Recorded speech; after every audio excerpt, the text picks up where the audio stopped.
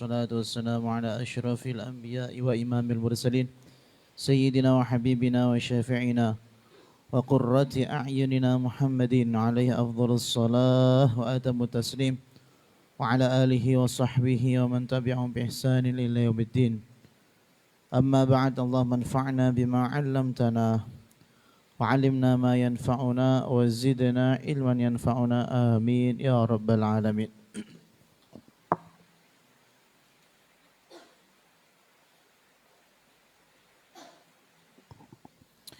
Qauluhu harful mim ya.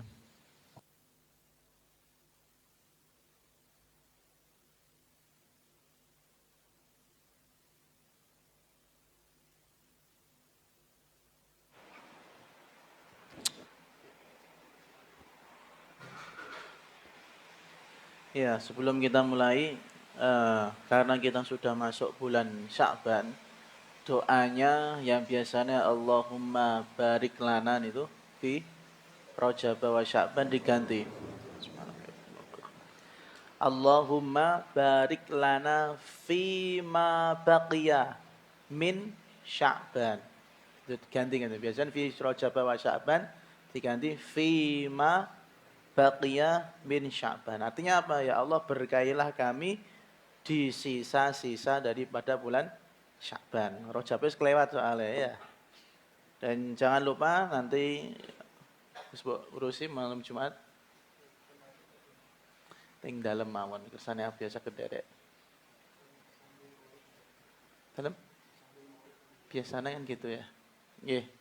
Nanti malam Jumat alhamdulillah nisfu Sya'ban tahun ini spesial ngepasi malam Jumat dan apa namanya hari yang istimewa. Nanti kita minta semuanya istihdor betul-betul, berharap kepada Allah Subhanahu wa taala muga-muga amalan-amalan kita dilaporkan kepada Allah Subhanahu wa taala iku karek sing apik-apike.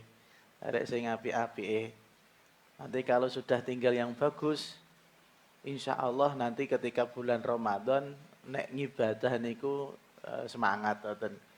Ya termasuk semangat tidur itu termasuk bagian daripada ibadah. Ya ngono juga ya. Ya pokoknya ini mulai diganti fi ma baqiya min Sya'ban. Ya, nanti yang imam-imam sholat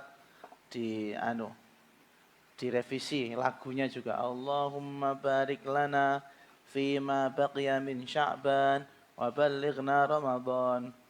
Biasanya kan ngono, Allahumma barik lana fi Rajab wa Sya'ban iki sing bid'ah yang ya sing aku dadi pangerane misalnya bingung. Ya, fi ma baqiya min Sya'ban wa ballighna Ramadan.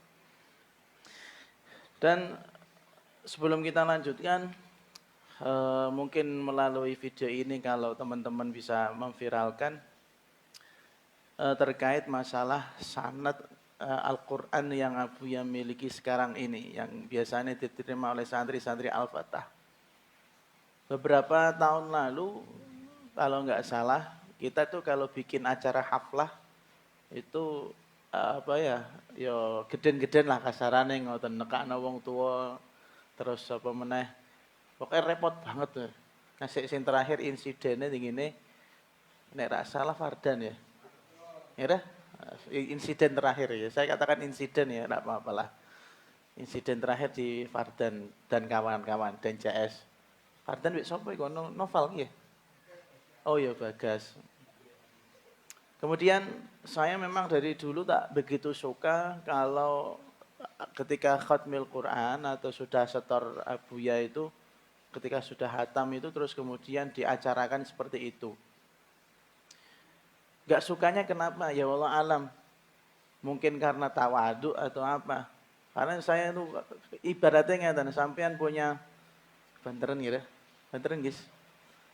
Ibaratnya ngeten, sampean punya senjata tapi mbok ketok-ketok ning wong. Paham nah mboten? Dalam sebuah makalah al-isnad silahul apa ya, mukmin atau maqal. Sanad itu termasuk bagian daripada senjata tajamnya orang beriman. Bersanad dalam agama juga sama. iku ora oleh diketok-ketokno nek napa durung dibutuhno. Paham mboten sampean? Sanad itu tidak hanya sekedar bukti bahwasanya kita ini selesai mempelajari suatu ilmu atau kita selesai ngaji, mboten. Sanad itu adalah jurus pamungkas.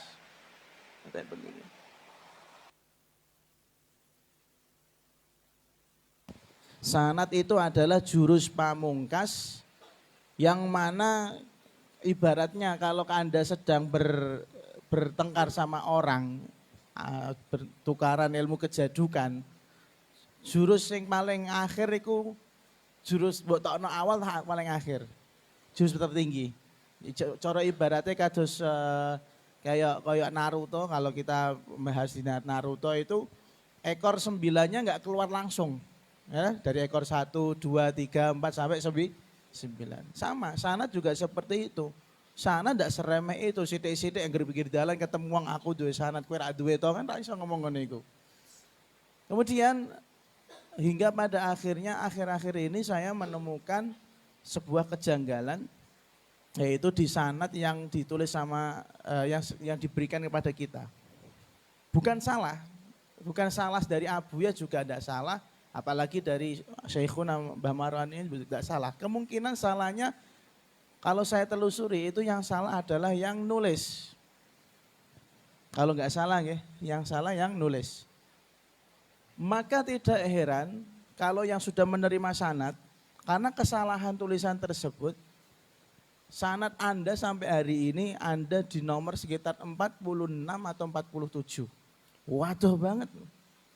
Padahal sanad-sanad di dunia ini, jarak kita kepada Rasulullah, nggih, rata-rata niku 35, 34. Kacek wong pira? 10. Kacek wong 10. Aneh memang.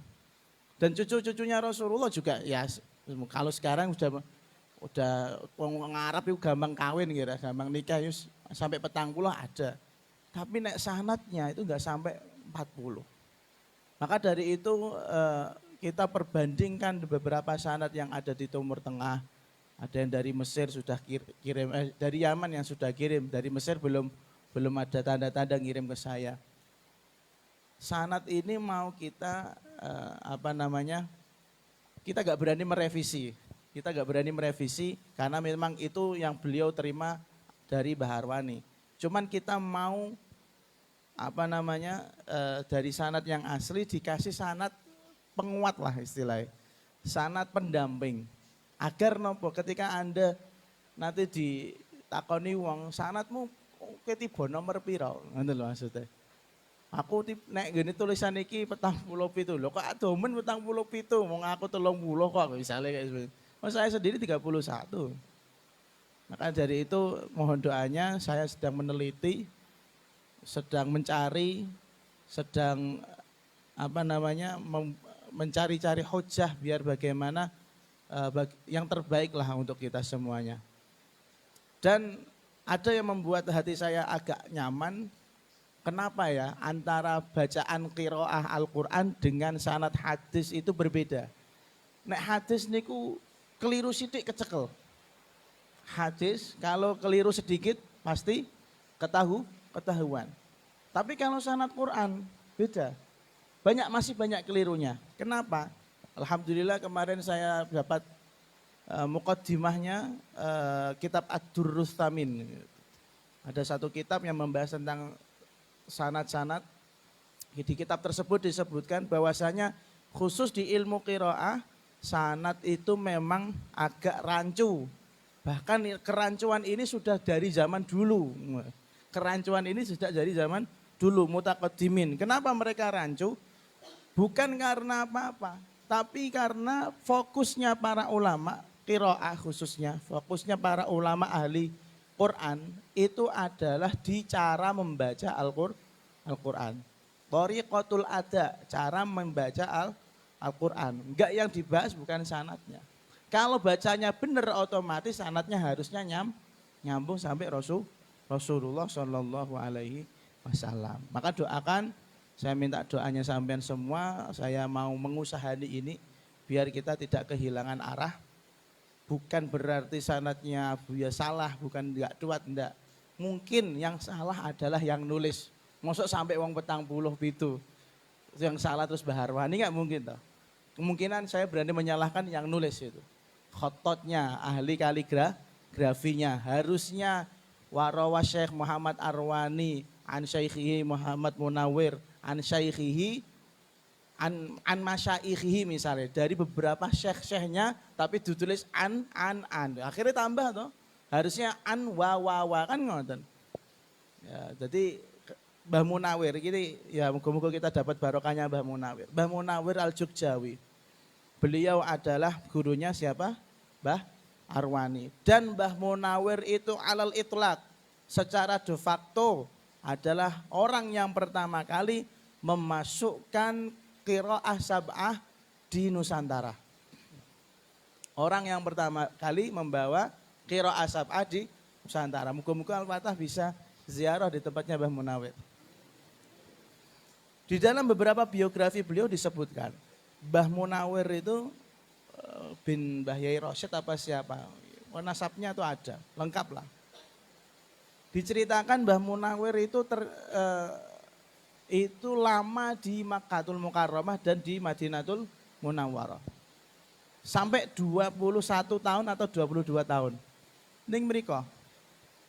Lapo yo tolabul ilmi ora tengah-tengah terus golek cuan ndak. Dadi sopir kae mboten, ndak semreme itu. Tolabul ilmi. Selama ketika waktu beliau berangkat itu belum hafizul Quran. Belum hamilul Quran. Durung napa? Hafal Quran. Tapi tirakatnya luar biasa. Beliau itu riyadhah sampai 9 tahun. Riyadhah niku latihan ngibadah sampai 9 tahun. 3 tahun pertama beliau menghatamkan Al-Quran seminggu sekali. Di hari Jumat. Akhir malam Jumat hatam sekali. Hebat tau ora apal Quran kok. Ora apal Quran tapi seminggu sekali hatam. Nek kene ora ana muqaddaman ora hatam. Kemudian 3 tahun berikutnya, berarti tahun keempat sampai tahun keberapa? Keenam, beliau itu punya tradisi yang lebih ekstrim. Yang awalnya seminggu sekali, yang sekarang 3 hari sekali hatam. Berarti seminggu bisa hatam 2 kali. Setelah 6 tahun, terus merasa udah banyak amal. Oh enggak, ikut Al-Fatah merasa banyak amal ya. Merasa banyak amal, merasa banyak celengan ya. Iki padahal ngelakon ini Mekah Madinah loh. Berarti kan ganjarannya 100.000 kali. Sampai ndok kena lagi hatam ngono rasane paling soleh-soleh ya. Padahal neng Jawa neng dene JBjen, neng Bejen itu ndak ada 100.000 sekali. Ya. Kemudian di tahun 3 tahun berikutnya, yaitu tahun ke-7 sampai tahun ke-9. Mungkin mangel. Beliau itu bisa hatam sehari sekali. Posisi statusnya belum apal Al-Quran. Burung apal Quran ngono. Kemudian sampai pada akhirnya terbesit sebuah ya mungkin ilham dari Allah Subhanahu wa taala diken ngapal ke Quran. Tapi dijawab, suara itu dijawab. Saya tidak akan menghafalkan Al-Quran kalau belum Allah sendiri yang mengizinkan saya. Piye belum Allah sendiri yang mengizinkan saya enggak mau ngapal ke Quran. Piye carane untuk kabar kok Gusti Allah? Nabi. Rasul kan mboten no? Hingga pada akhirnya suatu saat iki nek wali pikirane wali kok coba pada mbek pikiranmu. Kok iso ya untuk izin kok Gusti Allah ngerti nek iku izine Gusti Allah sapa ngono. Carane piye? Hingga suatu saat pada musim haji Mbah Munawir niku ya di sekitaran kota Makkah ketemu sama seseorang. Ya. Orang itu jujuk bilang gini, qad adzina laka rabbuk. Orang ngomong ora apa, qad adzina laka rabbuk. Pangeranmu wis ngijini. Gusti Allah wis ngijini sampean ngapalke Al-Quran.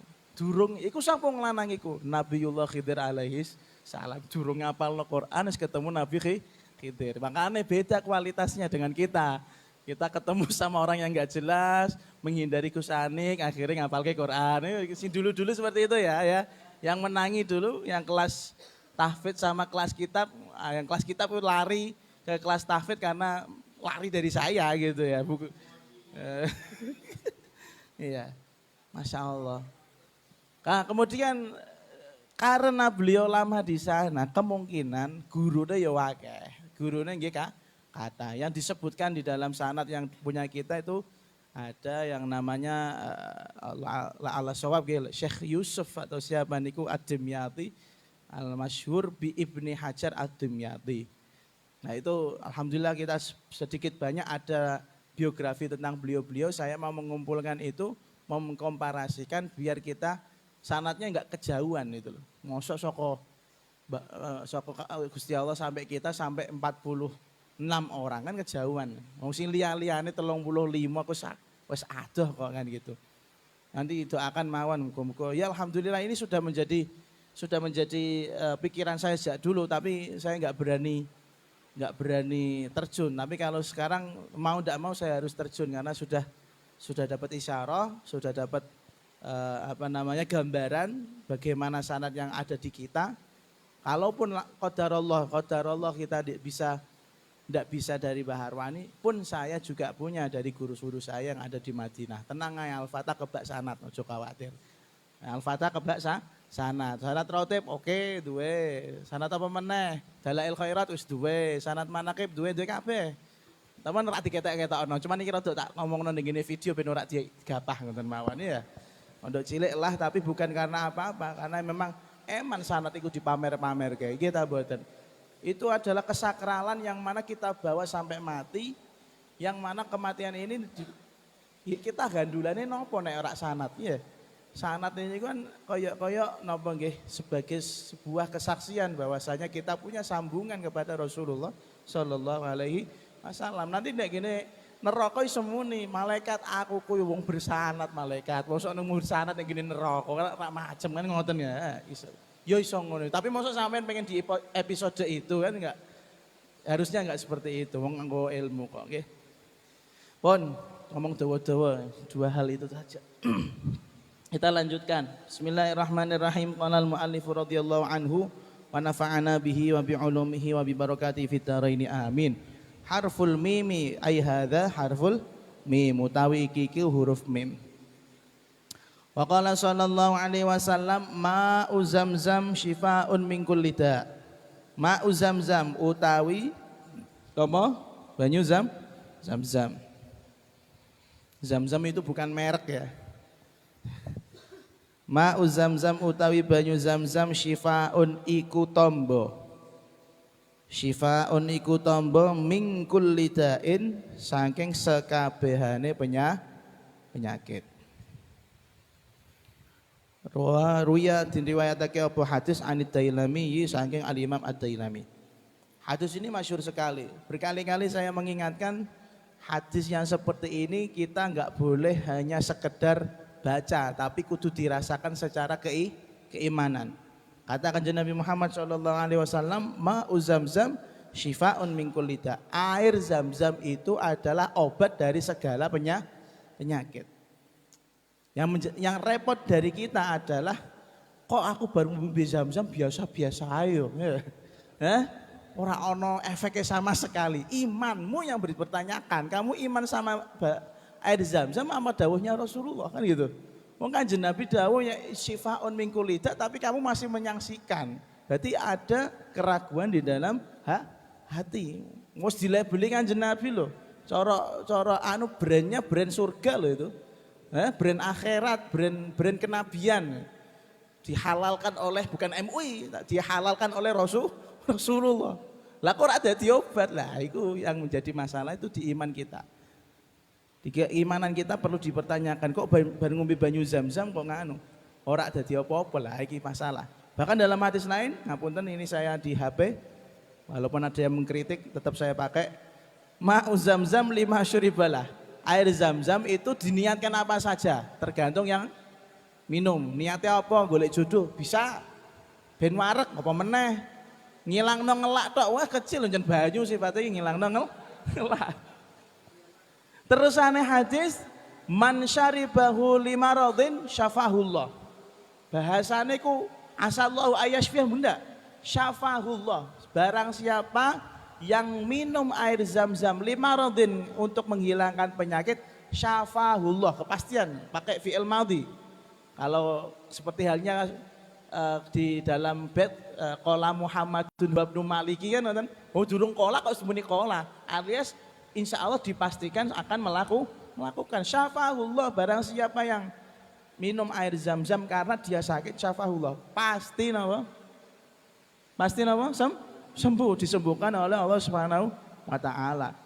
Terus di mau kok kelewat. Aulijuin, atau karena dia ngeleh, lapar, asba'ahullah, maka Allah pasti akan membuatnya merasa kenyang. Auli hajah, rungokno iki. Auli hajah, atau minum air zam-zam karena hajat. Allah, maka Allah pasti akan meloloskan atau menunaikan hajat-hajatnya. Nah, ini perlu diimani dengan baik. Dalam peristiwa-peristiwa pembedahannya Rasulullah SAW, proses operasi, ketika beliau mau menginjak usia anak-anak, menginjak usia mau balik ya, dewasa sampai akhirnya menjadi nabi, dan peristiwa Isra Mi'raj. Air yang digunakan untuk nyuceni hatinya Rasulullah ini air apa? Air zam-zam. Kok sampai sing ngombe ora dadi kowe ya? Aneh. Makanya di dalam kitab Faidul Qadir itu disebutkan betul waqad faddala ma'uha ala ma'il kautsar. Air kautsar, telogo kautsar ning ngene swarga lho manggone. Itu sebagian ulama mengatakan itu lalah daripada air zam-zam. Ora usah ado-ado ning swarga ngombe banyu zam-zam luwih apik bisa. Luwih apik. Kenapa dia lebih baik dari telaga kautsar? Haitsu ghusila minhal qalbus syarifil abhar. Karena air zam-zam itulah yang dibuat para malaikat untuk membersihkan hatinya Rasulullah Shallallahu Alaihi Wasallam. Maka harusnya nggih, air zam-zam itu memang betul-betul wasilah yang luar biasa. Tergantung awake dhewe, nggih. Tergantung awake dhewe. Iman tah ora, percaya tah boten, semua bisa diniatkan. Banyak sekali keajaiban-keajaiban air zam-zam. Air zam-zam itu sudah digali oleh siapa ya? Air zam-zam ini kok ceritanya keronten sinten Nabi Ismail ya.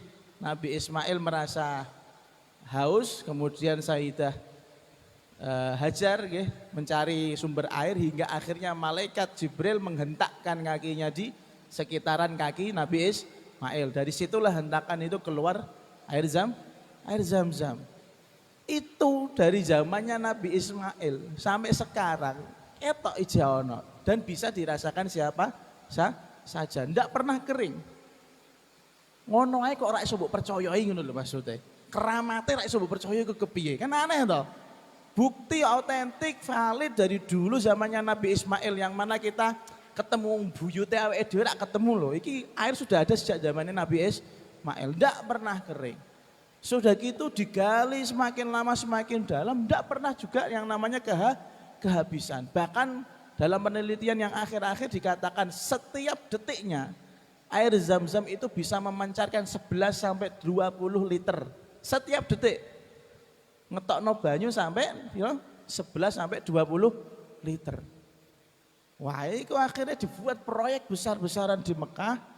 Dari sumur zam-zam tersebut gawe gorong-gorong. Ora gorong-gorong ngarep kene iki kerjaane Pak RT nek iki. Mboten, gorong-gorong yang bentuknya seperti sumur, ora kelontong nggih, ora kelontong kaya ngene iku. Iku jelas rembes iku. Iku gorong-gorong tak cetha sing ngajeng niku nggih. Patake 3-4 tahun lagi juga hancur lagi itu. Karena tidak lillahi ta'ala. Lil fulus. Dari Mekah itu dari sumur zam-zam dibikin sebuah pipa-pipa dari besi yang besar menuju ke daerah yang agak jauh sekitar 7 kilo dari Masjidil Haram. Jauh dari Masjidil Haram orang-orang bisa ngambil air dari situ, orang rebutan. Ngambule saiki pakai nganu iqamah atau cara saiki KTP scan. Pokoknya sehari itu boleh beli 2 galon, bukan 2 liter, 2 galon air Zam-Zam. Sak galonnya sekitar 5 liter. 5 liter berarti 10 liter. Bendino. Ora entek-entek. Nek kene dadi duit. Nek kene dadi duit. Umroh ya biasanya nggih dadi duit. Makane mungkin rak mati guru-guru dadi duit dhisik iku watake ya Allah alam. Semuanya ada kesalahan lah. Ala kulli hal. Dalam beberapa perkataan ulama, kenapa kita tidak bisa percaya dengan adanya air Zam-Zam yang pasti mujarab, yang pasti mustajab. Padahal itulah kalau kita pengen ketemu sama Allah dengan wasilah banyu Zam-Zam harusnya sudah bisa. Ketemu artinya apa? Kayak sampean kamu punya hajat, nek pengen tawasul dengan air, iku iso. Biasanya kalau kita hajat kan isane paling dongo, gitu betul. Isane paling dongo, isane paling napa sodako, maca Quran, dalail, kan ora ketara toh, ora ketok toh. Tapi kalau air Zam-Zam itu dibayar kontan sama Allah, oke dongo dibayar kontan karena banyu Zam-Zam, ngono loh maksudnya. Iku selama ini kita nggak bisa merasakan betapa mulianya air Zam-Zam. Mau sampai napa gatinya Rasulullah itu dibersihkan juga pakai air Zam-Zam. Kurang mulyane apa Zal? Kurang mulyadi tok. Mulyadi. Terus kemudian dalam masalah penamaan Zam-Zam ada ternyata yang ada 2 versi yang saya temu. Kalau dulu kita yang lebih terkenalnya Zam-Zam itu dari bahasanya Sinten Sayyidah Hajar ya, ketika air Zam-Zam keluar kemudian beliau berusaha untuk nyikeri itu apa ya? Membuat semacam sumur ben air Zam-Zamnya gak mulai meluber dengan kata-kata apa? Zam-Zam, ayo kumpul. Kan artinya ngoten. Tapi saya menemukan di dalam kitab Faidul Qadir Zam-Zam itu min zamzamatil faros. Zamzamazim wa zamzamatil faros. Apa artinya sautu al faros? Suara daripada kuda. Suara daripada kuda. Jadi lho gini piye iki korelasinya wazamzamatu sautun tukhrijuhul faras min khayashimiha. Sing iso nirutno sapa? Zamzamah adalah suara yang dikeluarkan oleh kuda ketika dari mana? Dari apa iki? Janur irunge. Piye? Adi pinter ya ta. Ah ngono lho sapa iku mau? Heeh. Kopet.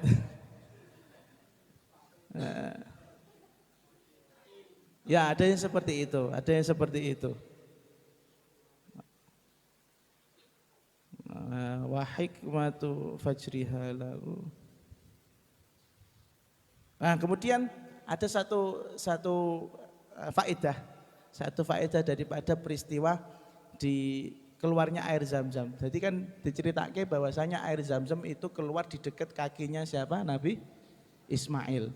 Bahasa Arabnya kaki itu akibun bisa. Akibun itu artinya tungkak atau kaki lah secara gampang. Dan akibun itu bisa diartikan menjadi dzurriyah, anak keturunan.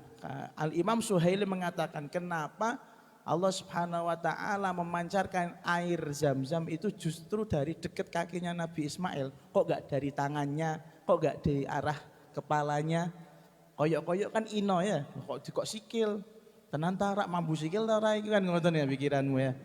Ya kata Imam Suhaili wa hikmatu fajriha lahu bi aqibihi dunayatihi aw ghairiha al isyarah ila annaha li aqibihi wa warithihi wa huwa Muhammad wa ummatihi sallallahu alaihi wasallam. Hikmahnya mengapa air Zam-Zam itu keluar di dekat kakinya Nabi Ismail itu adalah isyarah bahwasanya air Zam-Zam ini untuk keturunannya Nabi Ismail, yaitu kanjeng Nabi Muhammad SAW dan umatnya. Sudah kasih isyarah sama Allah Subhanahu Wa Taala bahwasanya air Zam-Zam itu akan ada sampai akhir zaman. Ya tergantung awak dewi, percaya tah boten. Tapi wong nggih ngoten niku macam-macam. Ana sing percaya nek weruh dhewe karo karomahe. Ana sing percaya ora usah weruh karomahe krungu critane. Ya, orang sing wong ora perlu karomah-karomahan, wis percaya dari awal. Iku maqami siddiqiyun, kayak Sayyidina Abu Bakar Siddiq. Nggih mboten. Ya angel mestine wong awak dhewe iki pembantah ya. Pembantah ora masuk akal, ora masuk akal ya iso wis. Wis ora apa-apa yen bagiane dhewe-dhewe. Maklum belum tasawuf, belum thariqah ya. Tah jauh dari thariqah ya. Zikiran rotipan mawon ngantuk ya. Piye arep usul dadi maqam siddiqin. Jadi percaya ndak percaya nggih karo dalam masalah karomah nggih orang-orang itu beda-beda. Ada yang memang enggak usah diceritakno wis percaya, ana sing kudu buktekno dhewe. Ana sing minal jahidin, ingkar temenanan, ora percaya temenanan. Iku sing medeni iku, medeni. Terus maqala sallallahu alaihi wasallam ma amana bil qur'ani man istahalla maharimah. Ma amana ora beriman. Ma amana ora beriman bil qur'ani kelawan Al-Qur'an. Fa'ilen di man sapa wong. Man sapa wong istahalla kang amrih halal, nganggep halal. Istahalla kang amrih halal nganggep halal sapa man maharimahu ing pira-pira perkara kang den haramake Al-Qur'an.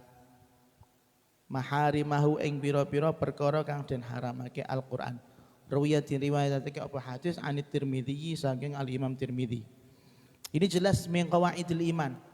Kaidah keimanan. Jelas kalau ada orang yang melakukan ini termasuk kafir. Kafirnya betul-betul murtad. Kata Rasulullah SAW, ma amana bil Qur'an man istahalla maharimah.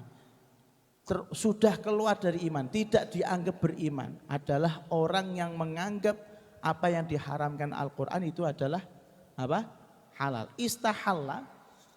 Istahalla ini punya beberapa makna. Di antaranya menghalalkan apa yang diharamkan oleh Allah. Berarti ngelakoni keharaman dan menganggapnya halal. Soalnya ngeten, wong nglakoni dosa niku ana wong loro. Ana sing nglakoni dosa menyadari nek iku dosa, itu betul. Dan ini jelas tidak mukhrijun anil millah, tidak keluar dari agama. Ada orang yang melakukan yang betul-betul dia apa iku Quran ngono. Paham tak mboten sampean? Apa itu apa yang dikatakan Al-Qur'an? Quran mengatakan enggak boleh zina, oh aku zina wae. Nah, misalnya kayak gitu. Quran mengatakan enggak boleh minum khamr, oh aku ngimeng ae. Misalnya. Nah, Quran mengatakan aku tidak boleh menyembah srengenge. Oh tak sembah malah. Ning matahari ning kene akhirnya kobong. Kobong matahari kudus tuh ya. Nah, ini istahalla yang maknanya adalah betul-betul menganggap halal. Ini yang keluar dari agama Islam. Betul-betul murtad. Makanya hati-hati dolanan karo agama niku hati-hati. Geluwehan karo agama nggih hati-hati. Makanya tadi saya lihat ada dawuhnya Gus sinten Rauf Maimun. Rauf Maimun Zubair dawuh kalau lala sawab tadi statusnya sinten nih Pak. Statusnya Ustadz Himatul Fuad mengatakan kue maksiat Allah, tapi kudu yakin nek sing mbok lakoni ku haram. Kayak maksiat. Oh juga temenan ke malah iki. Iki cap-capane ngono lho, cap-capane ngono lho mawon. Oh mbok lakoni temenan. Kulo yakin aku zina haram tapi tak lakoni ngicik bedino. Ya piye? Aja ngono rek. Malah moji. Duh bahaya iki loro. Paham nggih? Ketika Anda terpaksa untuk bermaksiat, yakinilah bahwasanya itu adalah dosa haram, bukan yang perkara yang halal. Soalnya nek iso nganggep halal otomatis keluar dari agama Islam. Naudzubillah min dzalik. Ini tadi yang pertama ma'amana bil Quran. Kalau yang ketiga bagaimana? Ma'amana bi mambata syab'an, ora sya'ban.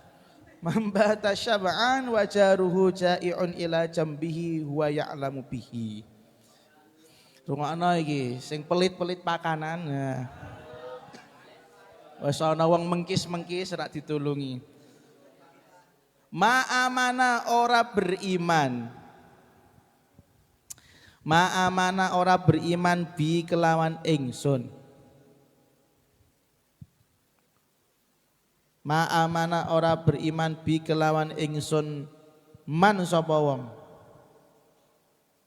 Man sapa wong bata kang nginep sapa man. Bata kang nginep sapa man syaba'ana hale waregen. Hale wareg ngoten. Syaba'ana hale wareg wajaruhu lan utawi tanggane man. Wajaruhu lan utawi tanggane man. Jai'un iku ngeleh. Jai'un iku ngeleh. Di sini tulisannya ila jambihi, ada di sini saya menemukan ila jambaihi juga ada. Ila jambihi marang lambunge man. Ila jambihi marang lambunge man atau sandinge man. Nggih. Wa huwa hale utawi man, wa huwa hale utawi man ya'lamu iku weruh sapa man. Ya'lamu iku weruh sapa man bihi kelawan jaruhu. Bihi kelawan jaruhu al-ja'i. Haditsun hasan an ruwiyatin riwayatake apa hadis anil Bazzari saking al-Imam Al-Bazzar. Ini kalau yang hadis ini maksudnya Kanjeng Nabi dawuh bahwasanya yang artinya tidak termasuk beriman kepada saya adalah orang yang tidur malamnya dalam keadaan kenyang tapi tetangganya ada yang kelaparan dan dia mengetahui bahwasanya tetangganya kelaparan. Iman di sini bukan berarti iman yang mukhrijun anil millah. Ini banyak yang sudah melakukan mestinya ya, tidak peduli. Alias maksudnya ini hanya satu contoh.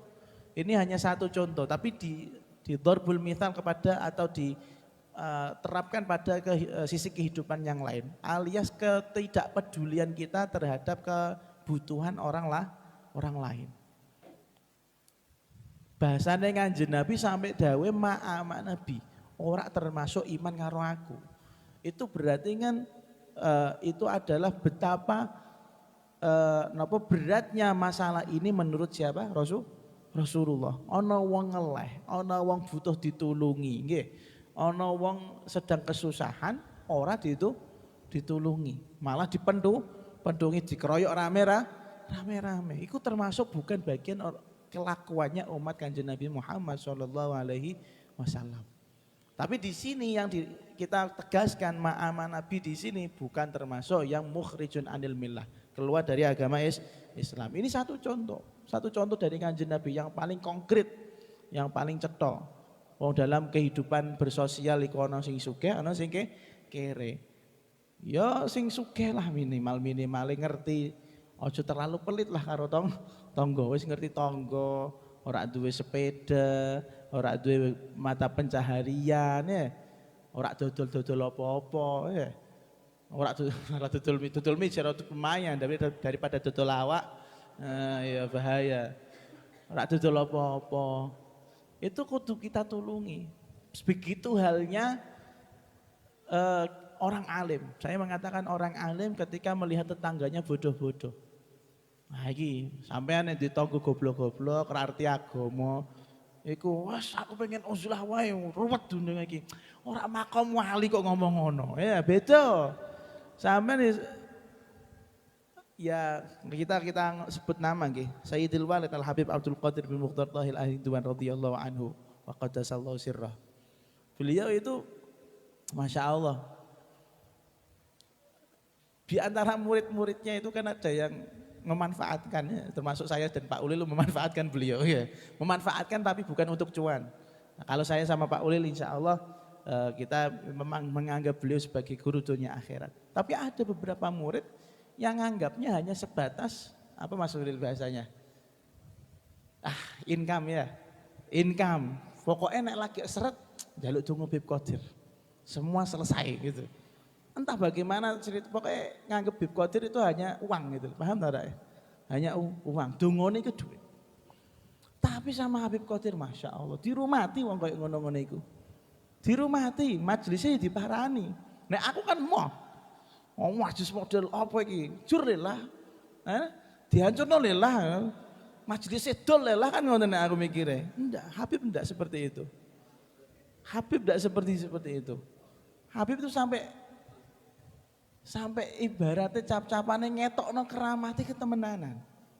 Ngetokno keramate ku temenanan ning wong iku. Ijae pikiran minsab donya. Mungkin karena ini tadi mengamalkan hadis yang ini, artinya orang ini butuh ditulung gitu loh. Orang ini butuh ditulung, aja mbok tinggal. Lek ditinggal malah tambahan. Malah mungkin orang gini Habib morone gini dukun, akhirnya keluar dari Loh iya kan? Apa meneh nisfu Sya'ban ada orang yang setelah lewat nisfu Sya'ban kok masih urusan karo sihir, isi urusan karo dukun, tobatnya kan enggak ditampa. Iya. Tobatnya kan enggak ditampa. Mungkin seperti itu pikirannya karena beliau itu wasi'us sadr, hatinya luas. Beto be awake dhewe sing cepet-cepet. Ditulungi ngasih kaya ngono iku. Sampai ada beberapa wali pripun ki kados Gusmi radhiyallahu anhu ya juga melakukan hal-hal yang mirip-mirip seperti itu. Butuh napa-napa maksiat kok tak dongakno. Jadi tobat, jadi wong saleh dan lain-lain. Ya Allah Gusti. Jadi pripun nggih? Cara pandangnya itu berbeda. Kalau kita bisa seperti beliau-beliau nek kuat monggo. Nek kuat monggo. Nek ora kuat minimal iki lho nek ana tangga sing ngeleh pakani ngono lho. Iki paling minimal iki, paling cendek. Nek moci ngeleh pakani. Ya ngon, kowe si moci ngeleh terus iku ya. Moci terus harus apa wafik. Naim dimaksudku Naim ya. Naim. Abid barang. Masya Allah iku tuh sing ngeleh-ngeleh dipakani ngoten. Saake mengamalkan hadis Kanjeng Nabi. Opet ngelehan pet. Paham nggih? Jadi ini di sini hanya satu contoh tapi yang dimaksud adalah semua kehidupannya manusia sekitar kita. Kita harus peduli. Misalnya ada kecelakaan ya coba foto tok. Melaporkan dari kejadian. Kejadian sangat baru sekali. Misalnya kan ngomong saiki kan kayak ngono. Ya Allah, info terbaru ya. Wah, masuk ISK Pak, yuk masukno Pak iki ngono. Aneh-aneh wong-wong niki. Golek viral kok sik koyo ngono ya. Lagi mlebu tribun ae suweneng ra karuan. Ya Allah.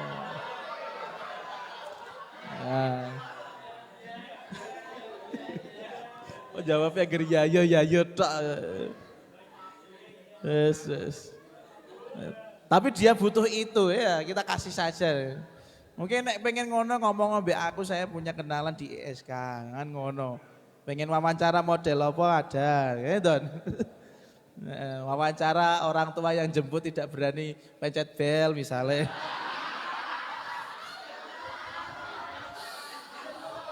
Misal. Kulkas diarani mesin fotokopi. Ya Allah. Masih ada orang-orang yang lugu ya. Ya.